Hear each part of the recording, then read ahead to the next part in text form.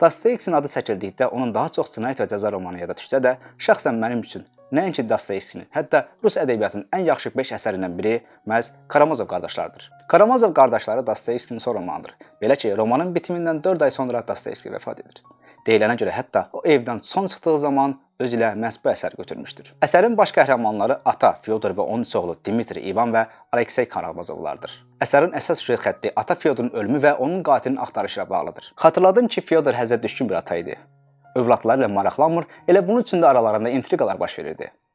Dostoyevski bu romanı ilə valideynlərin xətalarının uşaqların həyatlarına necə təsir etdiyini göstərir. Lakin Dostoyevskinin diqqət çəkmək istədiyi əsas məsələ bu deyil. Öz həyatının timsalında insan həyatının dövrlərlə bağlıdır. Bunlar həzz, ağıl və imandır. Üç oğlu var idi. Dmitri, İvan və Aleksey. Dmitri həzzi təmsil edirdi, İvan ağlı, yəni elmi, Alyosha, yəni Aleksey isə imanı təmsil edirdi. Diqqət yetirsək görərik ki, bu Dostoyevskinin həyatının xronikasıdır. O da sonda Tolstoy kimi imandan vaz keçə bilmir və Tanrı ilə barışmaq məcburiyyətində qalır. Əsərin sonunda yaşa, var ol Karamazov sədaları məhz Alyosha üçün idi. O üzünü uşaqlara tutaraq bir-birlərinin xətalarının qarşısını almaları, bir-birlərinə yardım etmələri, həmişə bir-birinə dayaq olmalarını tövsiyə edir. Karamazov qardaşları romanını oxuduğunuz zaman siz çar dövrü Rusiya tarixi və sosial həyatı ilə bağlı məlumat almaqla yanaşı, bir yazıçının insan psixologiyasını necə dərin bilməsi və necə dolğun təsəvvür etməsinin şahidi olacaqsınız.